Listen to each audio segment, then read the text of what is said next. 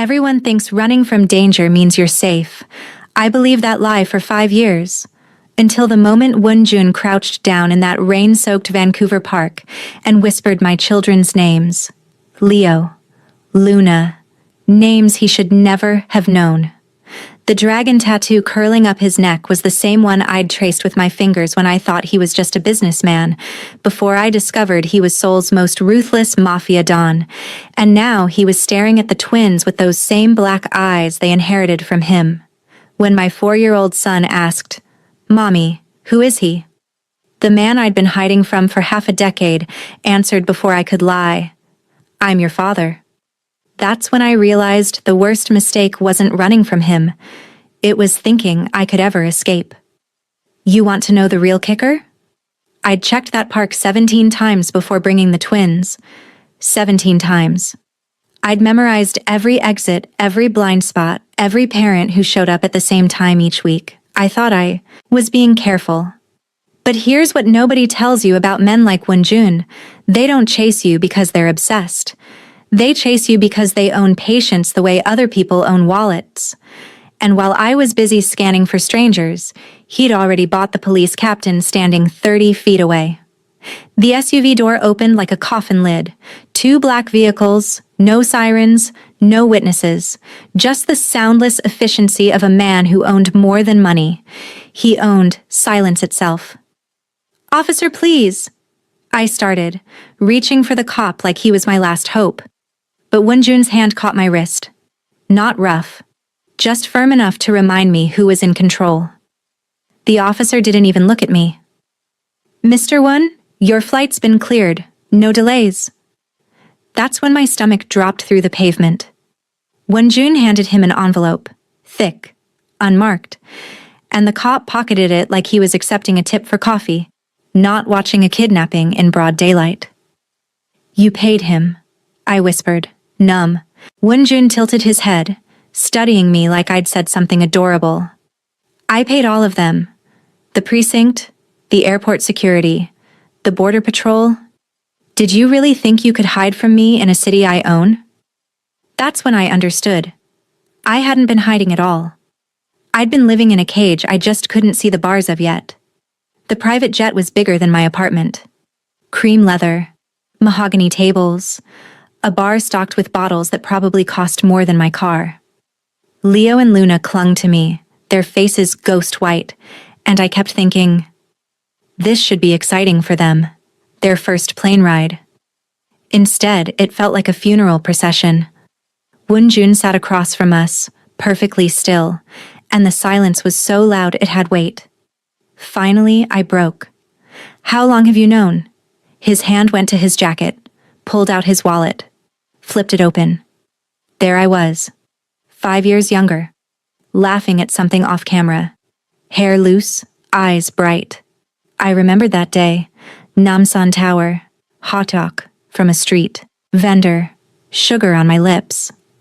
He'd told me I was the most beautiful thing he'd ever seen, and I'd believed him like an idiot. "I've carried you with me every day," Woonjun said softly. "You were never gone, Joy. You were just misplaced." My hands curled into fists. I wasn't misplaced. I left. There's a difference. His eyes went dark. "Is there? Because from where I'm sitting, it looks like you stole something that belonged to me and ran." Here's where it gets twisted. Leo, my brave, 4-year-old son, looked this man dead in the eye and asked, "Are you a bad man?" The entire plane went still. Even the engines seemed to quiet down. Woonjun didn't flinch, didn't lie. Just met his son's gaze with the kind of honesty that made my blood freeze. "Yes," he said simply, "but not to you. Never to you." And that's when I knew I was in trouble. Because the monster I'd been running from wasn't trying to scare my children. He was trying to protect them. And I didn't know which terrified me more. Seoul hit me like a slap. 30 floors up. Floor-to-ceiling windows. Guards at every entrance. The twins got rooms that looked like fairy tales. Toys they never asked for. Beds that could swallow them whole. I stood in the hallway between their doors, chest tight. whispering to myself, "This is temporary. I'll find a way out. I always do." Then I turned around. Woonjun was there, leaning against the wall, arms crossed, and the look on his face told me he'd heard every word. "You won't run again," he said. Not a threat, just a fact. I lifted my chin. "Watch me." He pushed off the wall, walked past me, paused at my ear. "You belong to me, Joy. The sooner you accept that, the easier this will be." I didn't sleep that night. Instead, I paced. Planned. The guards rotated every 6 hours. The windows didn't open, but there had to be a service exit. Something. I just needed time. But time, I was learning, was another thing Woonjun owned. The next morning, voices woke me. Deep, male, Korean. I crept to the door, cracked it open. Woonjun stood in the center of a half-circle of men in dark suits. His inner circle. One of them, a man with a scar running down his cheek, gestured toward the hallway. "You're sure they're yours?" he asked in Korean, tone skeptical. "They're mixed. The clan might not." The temperature in the room dropped 10 degrees. "Are you questioning me?" Woonjun's voice was soft, lethal. The scarred man hesitated. "No, Hyungnim, I'm just saying." "The clan," Woonjun interrupted, "will accept what I tell them to accept." He turned, and I saw the dragon tattoo fully for the first time, curling up his neck, wrapping around his throat like a noose made of ink. "Look at them. Look at their eyes, their faces. They are mine. My blood runs in their veins. And if anyone in this organization has a problem with that, they can take it up with me personally." Then came the moment that broke me. A crash echoed down the hall. We both ran. Leo stood, there, fists raised, facing down a guard twice his size. Luna was behind him crying. "Get away from my mom!" Leo shouted, voice shaking but fierce. The guard looked at Woonjun confused. And Woonjun? He stared at his son for a long moment, then crouched down to Leo's level. "You were protecting your mother," he said. Not a question. Leo nodded, breathing hard. "That's good. But your stance is wrong." He adjusted Leo's feet. Gentle, careful. Feet shoulder-width apart, dominant foot back. Guard up. When you throw a punch, you don't just use your arm, you use your whole body. Understand? Leo nodded, eyes wide. "Show me." Leo threw a punch, clumsy, uncoordinated, but full of heart. Woonjun caught his small fist in his palm and smiled, actually smiled. "Better. We'll work on it." I watched from the doorway, throat tight, mind screaming at me to intervene, to pull Leo away before Woonjun turned him into something dangerous. But I didn't move. Because for the first time since the park, my son wasn't afraid. And I didn't know if that made me feel safer or more terrified than I'd ever been. But here's the truth nobody prepared me for. It gets worse. Way worse. It took me 3 weeks to find the phone. I'd been careful, methodical, watching guard rotations, memorizing patterns, waiting for that one moment of carelessness. It came during a shift change. 30 seconds when the hallway monitor was unmanned. I found a burner phone in the guard station, tucked it in my waistband. That night, bathroom locked, shower running to mask sound, I dialed the U.S. Embassy. "Please, my name is Joy Mitchell. I'm an American citizen. I've been taken against my will." They promised to send someone. 48 hours. I hung up and stared at my reflection. I looked different. Thinner. Older. Like I'd aged a decade in 3 weeks. But I'd done it. I'd found a way out. Except the next morning, Luna didn't come to breakfast. I found her in bed. Small body curled up, forehead burning. "Baby, what's wrong?" "My throat hurts, and I'm cold." The fever wouldn't break. By evening, she was shivering so hard her teeth chattered. A private physician came, prescribed antibiotics, promised she'd be fine. But that night, the fever spiked again. I was about to call the doctor when the door opened. Won-jun, still in his suit, tie loosened. How is she? She's burning up. I don't know what to do. He crossed the room, pressed his hand to Luna's forehead, jaw tight. Go get some rest, I'll stay with her. I'm not leaving? Joy. He looked at me, and the expression was something I hadn't seen before. Softer. Almost human. You've been up for 2 days. You're no good to her if you collapse. Go. Sleep. I'll watch her. I left but didn't go far. Sat in the hallway outside the door, back against the wall, and listened.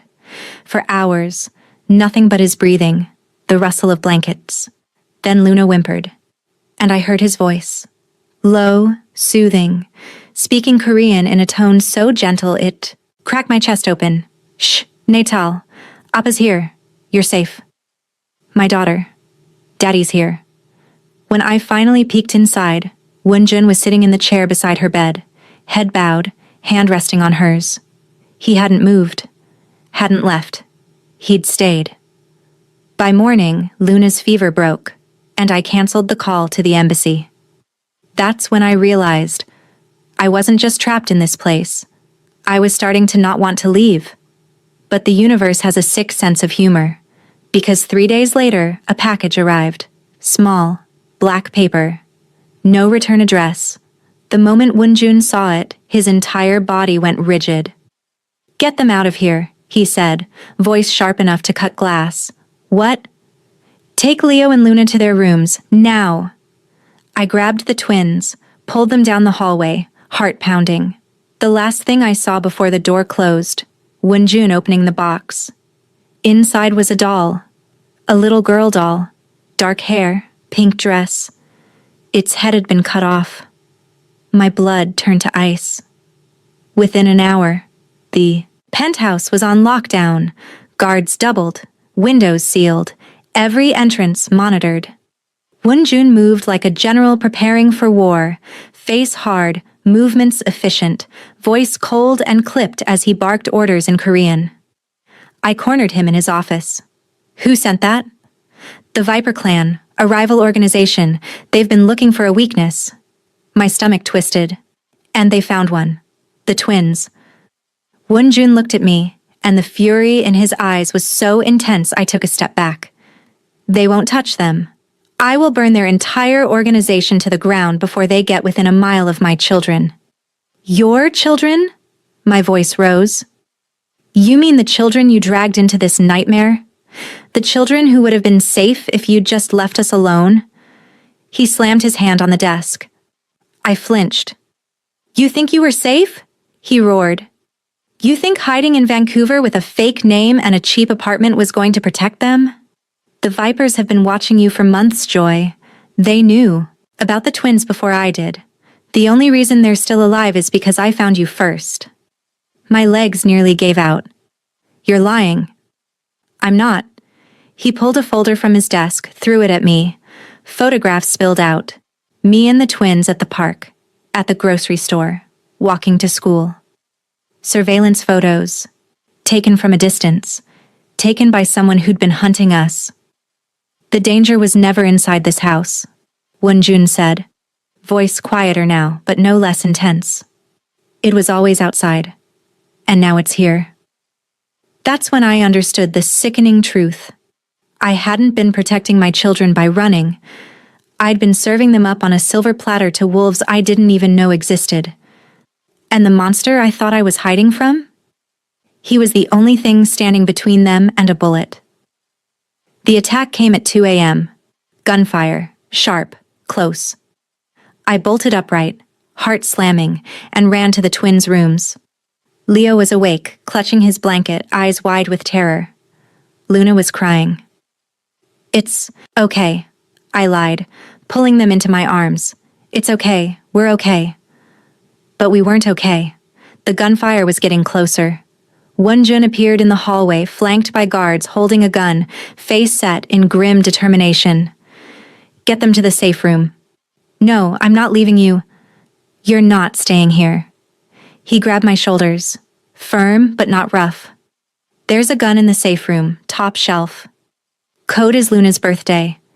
If anyone gets through that door who isn't me, you shoot them. Understand? My throat was too tight to speak. I nodded.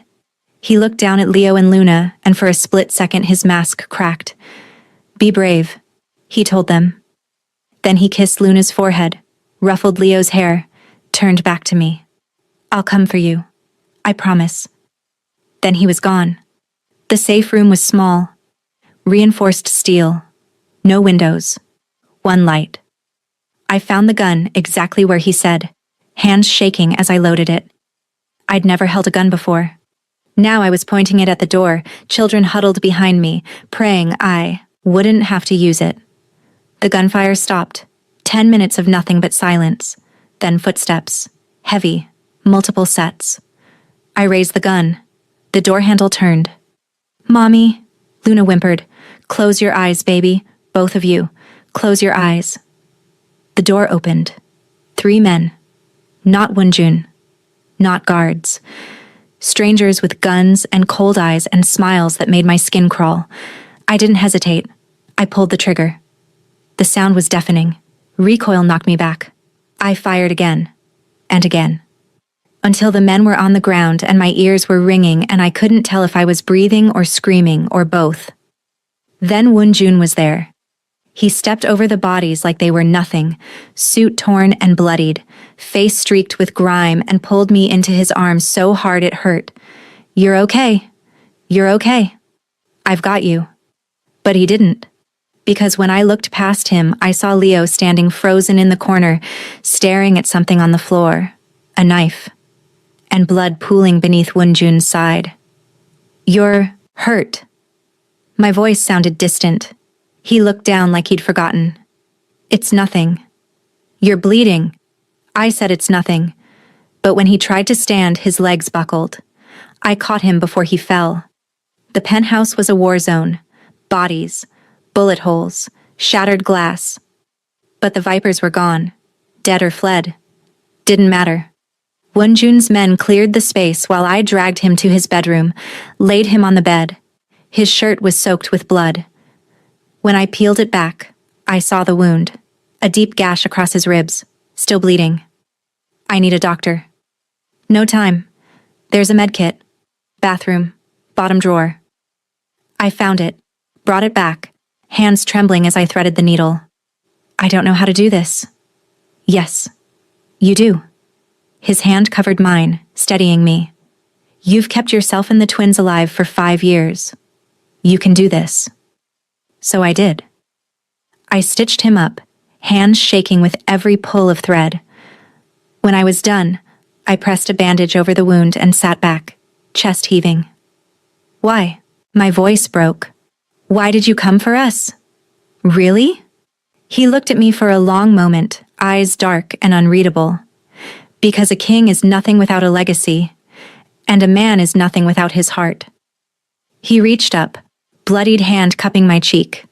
You are both, Joy. You always have been. My eyes burned. I hated that I believed him. The next morning, Wunjun was in his office.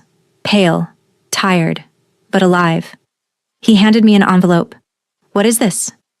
A plane ticket. And enough money to start over? Anywhere you want. I stared at him. You're free to go. I can't keep you in danger. I won't. Take the twins. Leave. I'll make sure no one follows. I opened the envelope. Business class, 3 tickets. Vancouver. I looked at the tickets. Then at the door, where Leo and Luna were playing in the hallway, laughing as a guard taught them a card game. I looked at Wunjun, standing there with a wound he'd taken for our son, offering me freedom even though it was tearing him apart. I tore the tickets in, half. We're already home. His eyes widened. Joy. I'm not running anymore. Not from you. Not from this. If we're going to survive, we do it together. He stared at me, and for the first time since I'd known him, he looked vulnerable. You're sure? I wasn't. But I nodded anyway. I'm sure. And when he pulled me into his arms, I didn't pull away. But here's what I didn't tell you. That wasn't the end of the Viper clan. It was just the beginning. because 3 weeks later I found something in Woonjun's office, a file marked Project Succession.